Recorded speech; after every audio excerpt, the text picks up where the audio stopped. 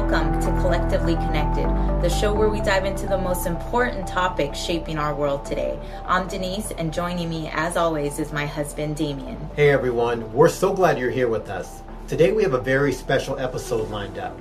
It's all about the presidential election, and we're calling it Road to the White House, Meet the 2024 Presidential Candidates. That's right. In this episode, we'll be introducing you to all the candidates who are currently on the ballot across the United States, from well-known political figures to some lesser-known candidates. Exactly. This election is shaping up to be one of the most pivotal in recent history. With so many candidates vying for the top spot, it's crucial to be informed of every option available to the American people. You're right, honey. We are also going to share our thoughts on who we resonate with and why. It's going to be a fascinating conversation, and we're excited to get started. Whether you're a political junkie or just starting to pay attention, this episode will set the stage for our future discussions as the race heats up. So grab your headphones, settle in, and join us as we navigate the road to the White House. Let's meet the 2024 presidential candidates. Let's dive in.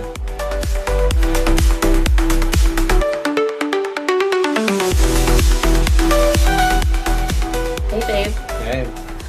I'm so excited to have this conversation. I think it's an important conversation to be had. And so, yeah, I'm looking forward to it. The road to the White House. Yep. Introducing the 2024 presidential candidates. I was surprised how many there were. And I think the listeners might be a little surprised too. I don't know if you want to jump right in or if you have anything to... No, I'm pretty excited to just jump right in.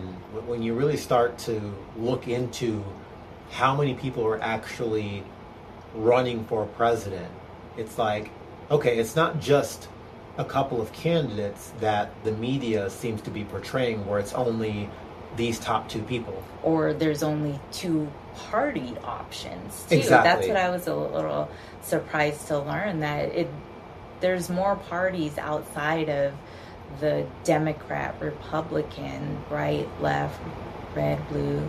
Like, I was pretty surprised by that, and honestly pretty excited to see that there's growth in this space outside of what we've been so used to. Absolutely. And I think the biggest thing is that the media shows that it just seems like there's only a couple of candidates, and it seems like it's shaping up to be a rematch. Keep it real. They only show two. Exactly. So it seems like we're kind of being forced to choose between this person or that person. I think that's when I was saying before, it's critical for everyone to just know what are all of the options out here. Right. You know, it's 2024. We're hitting a huge election year. Are these all of the options? Right. Is there anybody else that is capable of being a leader? Is there anybody else who has the courage to run for president? We have seen the way these two have done the job. And we really have to start asking ourselves is, do we like it? Do we like the way that they have led this country? And I think that's what made us kind of dive into this arena and really dive into, are these our only options? And like I said, I'm excited to have found out, no, it's not our only options. And I think that the people have a right to know what their options are. And if it's taking it from us and listening to a podcast outside of the mainstream media, then I'm glad that we're here to help.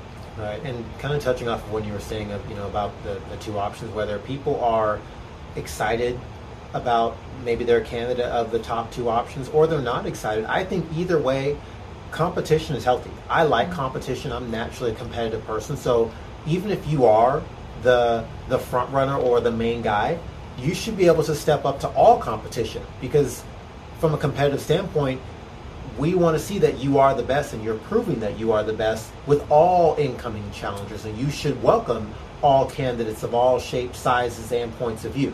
And so that's what I mean by giving the American people all of the options, because if you're the best, hey, prove it you're the best. And if we see that your views and your outlooks and your policies are just crushing everyone else's, then hey, may the best man win. Yeah. And so that's where I'm excited to really just dive in, just to give some introductions to who, like I said before, has that courage to run for president. Because if they're running for president, they've put their name in the hat. Yeah. And whether people want to say, oh, they're not going to win or this or that, these guys have got some courage. So let's go ahead and take a second and give a standing ovation for these people who are brave enough to actually sit there and say, hey, okay, I'm going to interview for this job, the job that really nobody wants, to run for president. Right. So I'm excited about that, to introduce these guys. Let's hear it. Yeah. So I had to do a little bit of research on this, and some of these names I've never heard of before. So I'm not going to sit there and act like I'm a professional on any of these people, but I just want to mention their names. They've gone through the process. These are some candidates that have ballot access, but according to this document, they have ballot access that's expected in 10 states or less. So I'm going to go ahead and introduce the party, their name, and also if they have a vice president pick as well. Okay. So yeah, so let's Okay, yeah, you're gonna educate me here too, because some of these people I haven't heard from or heard about. So so go ahead. We can learn together. Yes. So from what I have here, let's start. And these are all different parties. I didn't even know how many different parties there were. I think for the average person, you just believe there's Democrats and Republicans. So and even what they stand for, exactly. That's a whole other research and podcast. Exactly, and that's something where we just got to into. really dive into that. And I think everybody should be diving into that. What are all the options? Yeah. So I'm looking on this one. This says the American Solidarity Party. So the presidential nominee is regional school board member Peter Sonsky, and he's the presidential nominee out of Connecticut. He has a vice president, Lauren Onak, out of Massachusetts. Good luck, guys. So that's your introduction. We have the Party for Socialism and Liberation. The presidential nominee is Claudia De La Cruz out of New York, and her vice presidential nominee is Karina Garcia, also out of New York. Ooh, 2 females. Mm-hmm. What do you think about that? That'd be What interesting. do you think about a 2 female? Well, what if there was a president and a vice president, both females? How would you feel about that? Oh man, I mean, we're going into the rise of the feminine right now. That would be amazing, I think, but I don't know enough about these people to know their character or anything. Yeah. But yeah, with just the rise of the feminine, I think that would be cool to see, but I just don't think that we're there yet. You think Americans just aren't ready to accept having a female president and vice president? Okay. Yeah. I can see that being fair. I mean, maybe we'll get there. I just don't think that we're there yet. Okay. Hey, no worries. Well, good luck, ladies, on your presidential race. Next up, we have the Prohibition Party. So the presidential nominee is Michael Wood out of California.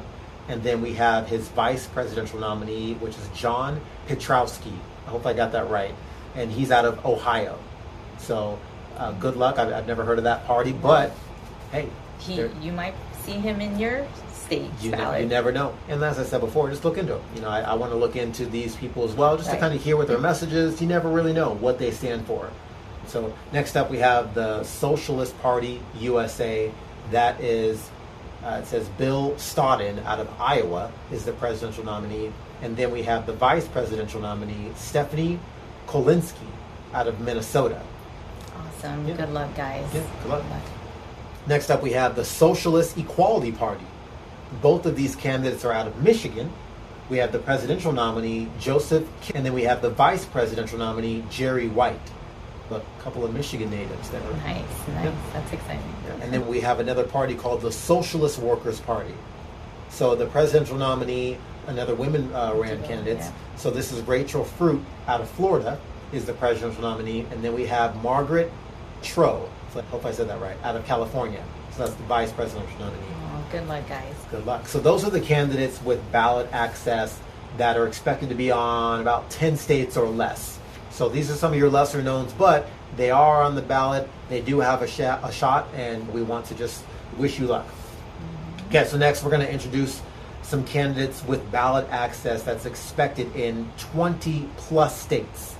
So let me go ahead and start from the top. I have the Constitution Party that consists of presidential nominee Randall Terry out of Tennessee. Then we have his vice presidential nominee, Stephen Broden, who's out of Texas. Awesome. Yeah. Great name. Yep. And we have the Green Party. We have Jill Stein. I feel like Jill Stein's a little bit more popular. Jill Stein is out of Massachusetts. I have heard her name come up before. She's a presidential nominee. As far as vice president, I don't see one that is named yet on as of today of me looking at this. Maybe she has an announcement coming soon, but as of right now, she does not have a vice presidential nominee. Okay? And then next up, we have an independent.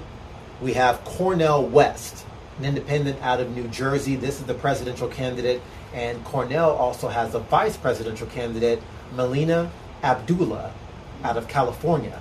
We have some independent runners. And then we also have another candidate who's also an independent. We have Robert F. Kennedy Jr., independent out of California. He represents the We the People Party.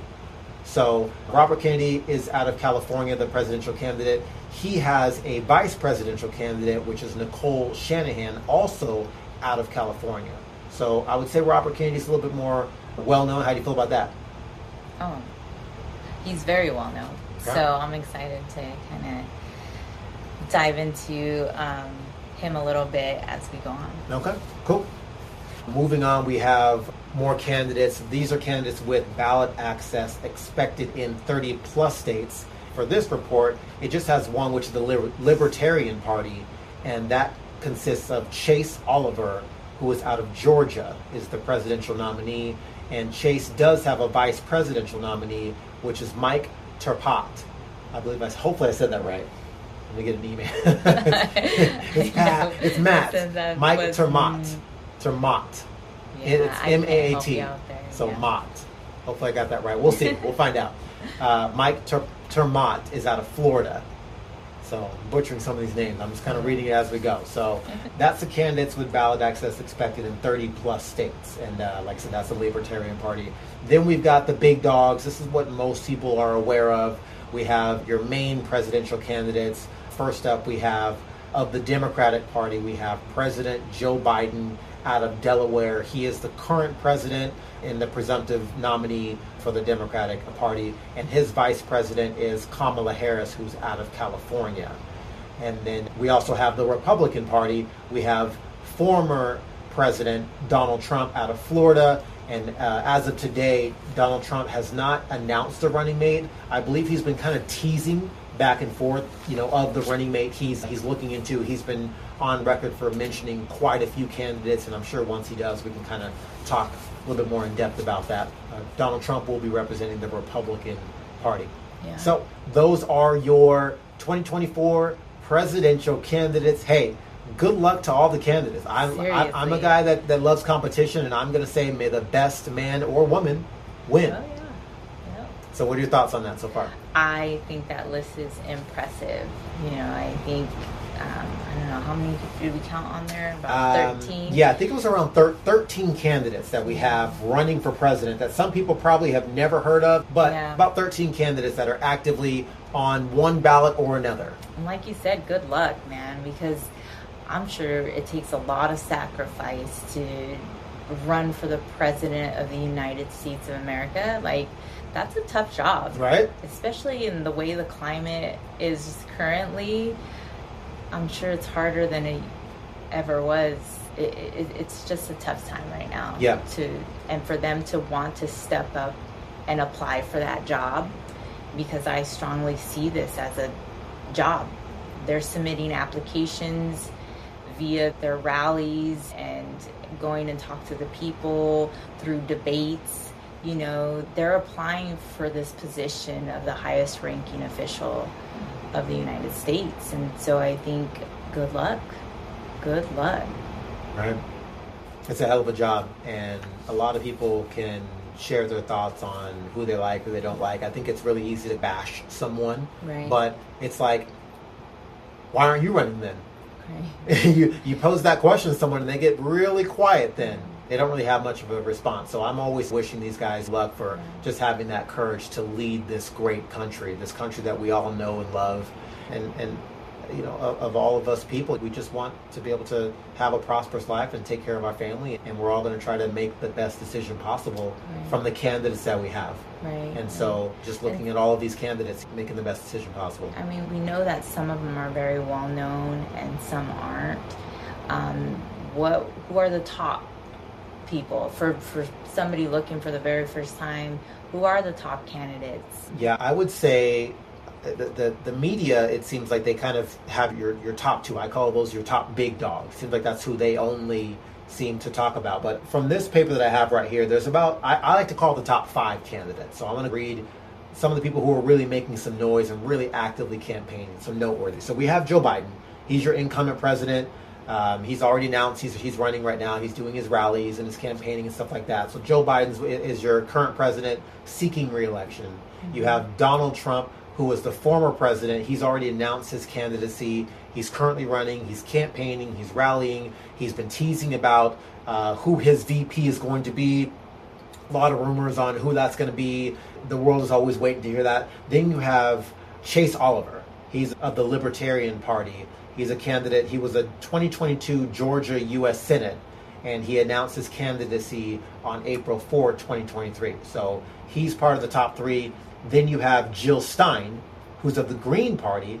It says the 2016 Green Party presidential nominee. She announced her candidacy on November 9th of 2023. And then you have Robert F. Kennedy Jr., who is an independent. He's an author, a lawyer. He announced he was going to run as an independent on October 9th, 2023.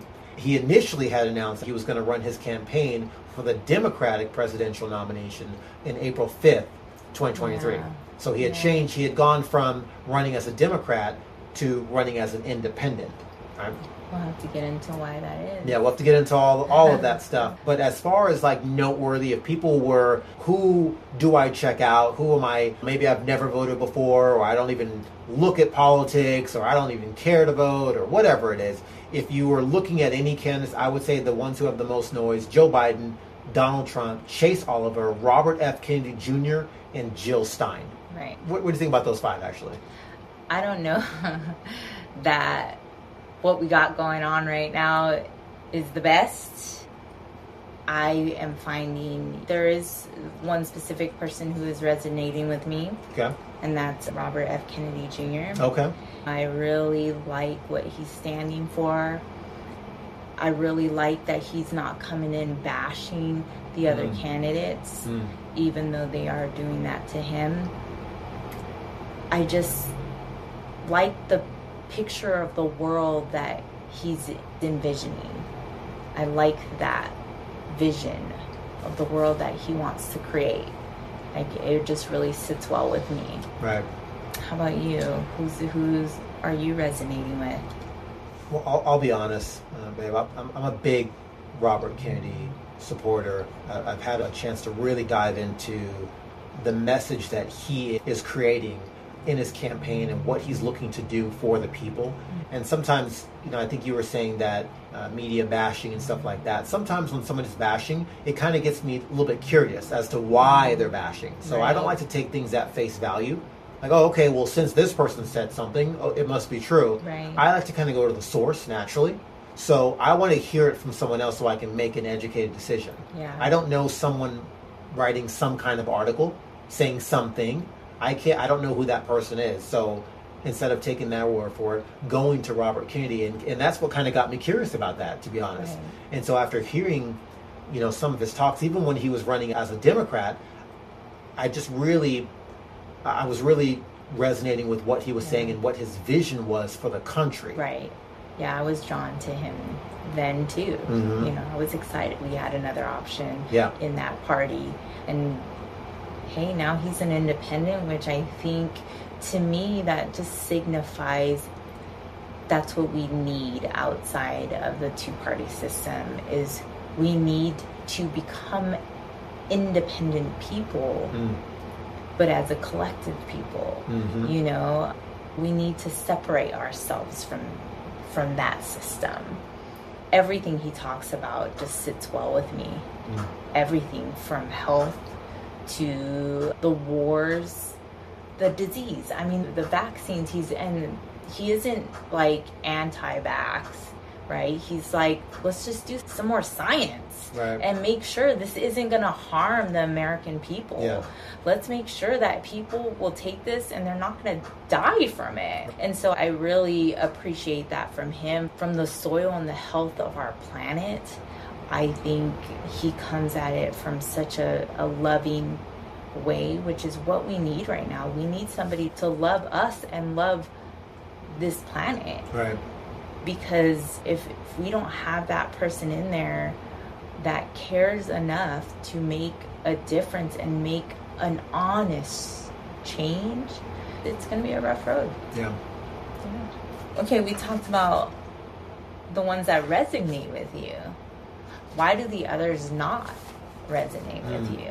I think that's probably, I would say, number one, I just haven't looked into them enough. I'll be honest with you. I don't want to sit there and say I've heard a little bit about Jill Stein. I've heard about Chase Oliver. I've watched a couple of videos. I haven't dived deep into their campaign to really see on a broad spectrum of what their policies are. So I don't want to sit there and say definitively that like he doesn't resonate with me and write him off, because that would just, maybe I resonate with a couple of things he's saying, and maybe it's Kennedy, maybe it's Trump or Biden, who knows? Yeah. You know, sometimes it's not always going to be a 100%. This person checks off all the boxes. We're all people. We all think differently. You know, we have different views. How I run my house is how I run my house. How you run your house, how you run your house. So we're not always going to agree on the same thing. I've got best friends and family members who I don't even want to, we don't even agree on half the stuff. Right. And that's fine. So I would probably say I really want to dive deeper into Chase Oliver and Jill Stein. But what was your question again?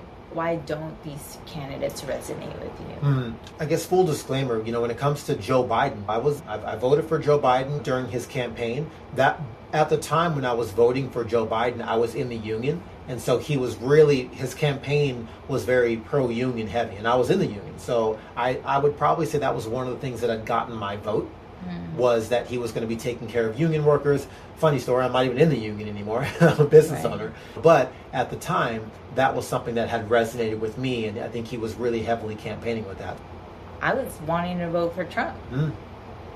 Okay. I don't know if you remember that. Yeah, I do remember that. And you convinced me to vote for Biden, and I checked that box with so much hesitation. Oh, I remember that. And I'm now seeing where he has taken this country, I will not make that mistake again. Okay. I think this go around, I'm going to follow my heart. I'm not going to follow any fear narratives of this vote. Your vote won't count. You know, it's a wasted vote. Whatever they want us to believe, it's like I'm going to follow my heart and the vision that I see for our country, and which one is talking about how they can get us there. So let me ask you that question back to you. Who would you say that you resonate the least with then, of these top big five? Biden, for sure. Biden? Okay. Yeah. I think Trump has a lot. He says a lot, you know, and it sounds like he's against the establishment, but when you really take a deep dive of what the Democrats and Republicans actually represent, I just see that they're like one of the same. They should have one name. And Biden should be running as president and Trump should be his vice president. That's kind of how I see that. But yeah, I just think that Biden has really done a lot of damage in the 3.5 years he's in office, and he still has a couple more months to go, and he's on the fast track of spending more money and leaving the border open and just having this country have more problems than it needs to have, because I think he knows his spot is in jeopardy. You know, but it's not going to have my vote. Yeah, Biden has his fair share of supporters. I mean, let's keep it real with where everyone currently stands. He has a lot of supporters in whatever all of his policies. Yeah. Say what you want about the wars. There are people who are semi-supporting. A lot of people aren't. I would love to have a talk with people who are supporting some of these wars because we're paying for it. So that's something that... I don't know that we have an option. Exactly. And I think that's where Biden's approval ratings probably really plummeting, because it's like if you put it up to a vote where it's like emergency vote right now, all Americans were about to go to war and support Ukraine, all in favor, I think unanimously you would hear no. This is how much it's going to cost the American people. This is the budget that we have for the war. If they would have rolled that out and presented that to the American people, I think it would be unanimously they would say no. because basically the American people would say, okay, well, that's going to cost me X amount per year or over the next 4 or 8 years. I'm barely getting my rent or my mortgage or getting my kids paid for. I don't have this kind of money to be set back to support some kind of war that's thousands of miles away from my homeland. That's a no for me. And it's also the potential of a draft happening. You know, people don't want to go and fight these wars, because I think, and that's something we can get into in another episode about what's behind these wars. Like, what are we fighting here? Yeah. You know, I think a lot of people are opening their eyes to, what are we fighting here? Right. Like, what is the purpose of all this? And so to sit here and have a potential of a draft happening, I really can't see people, if I ask a room full of people, hey, are you for this draft, sending your kids off, sending your family members off? I would doubt anybody would really be like, yeah, send me. But who knows? I think right now we're not as united as we would like to be, because they're working hard to keep that divide, you know. But I don't know, I'm excited that we don't just have these two options. You know, when you think about the favorability of some of these third-party candidates, it's exciting to know that one of these other options outside of that two-party system could win. And I think that, let's chat about that for a second. Just knowing if a third-party candidate does win, I mean, what does that represent? Because I think we're so, just growing up, knowing anything about politics, all we know is Democrats and Republicans or this or that and this president. So it's like, when you do have an independent president, I mean, you only have a handful of presidents that have even ran as an independent. You know, fewer that's made it. Exactly. Right? So it's like, what does that look like? Right. You know, to actually have a modern day independent president that changes almost the entire, for the people. Exactly. Like, that changes the system, that changes everything. And I think I just like the message that Robert Kennedy stands for, because I think when he's running, he's talking about the system itself, the system of the Democrat and Republicans. That's one of his campaign messages, where he talks about this duopoly system. Like, it's kind of like they both serve the same master. You think you're getting better with this person, but are you really? And it seems like they both have the same boss. And I think he's disrupting the status quo. Yeah. He's the underdog. He's the underdog. And I'm a big believer in underdogs. I'm an underdog myself. I've been counted out all my life, from sports to jobs to my business, everything, you know. And so just having that perseverance, despite what people are saying about you, I kind of thrive in that. And so I like that mentality that Kennedy has. It really excites me when he has that underdog mentality. And so I'm really drawn to that naturally. I see him barreling through all of it. Right. Because he is. And he's coming at it with such a graceful, respectful manner. You know, we actually get to see what he stands for. We get to witness a future president in action. And I think he's giving us a very good example of what that would look like. You know, when you leave the bashing out and you stick to the job, he's showing us what that looks like. Right. And I think that's pretty cool to be able to witness and be here at this time and have a choice and a voice. It's exciting. It's an exciting time. It is. It's be exciting. alive. I'm going to keep saying that throughout our episodes. An exciting time to be alive in 2024. This is going to be a very pivotal year just for our country, for humanity. I'm excited. I want to end with, for the first time voter out there, no, and I'm coming from somebody who the last election was my first time voting, and I'm in my 40s. I didn't grow up in a house where voting was a thing. And so for the first time voter who's out there researching, you know, on these candidates, what would you tell them that they should be looking for? And what would you tell them about how they should feel about their choice? I would say you already nailed it earlier. You said lead with your heart. I think that really take some time to yourself, not around anyone, not being peer pressure to talk about. Take some time for yourself and really go to their website. Go to joebiden.com or donaldtrump.com, whatever it is, and hear their message. And ask, and even before you do that, ask yourself, what do I want? What do I want this country to look like? What do I see this country being for myself, for my family, my kids, for my future? What does that look like for me? And now once you have that message, take that same thought and then go to joebiden.com or go to donaldtrump.com or RFK.com, wherever his website is, Chase Oliver or Jill Stein. Go there and now watch a few of their videos and watch it on your own and just see how it makes you feel. And if it resonates with you, great. If you're like, well, that's not exactly what I thought it was going to be, hey, that's fine too. Check out another candidate. I think that's probably my best advice. Awesome. So go out and vote this November and vote with your heart. Vote with your heart. Thanks for taking the time to listen to Collectively Connected with me, Damian, and my wife, Denise. Remember to subscribe, share, and join in the conversation. Until next time, friends, stay connected.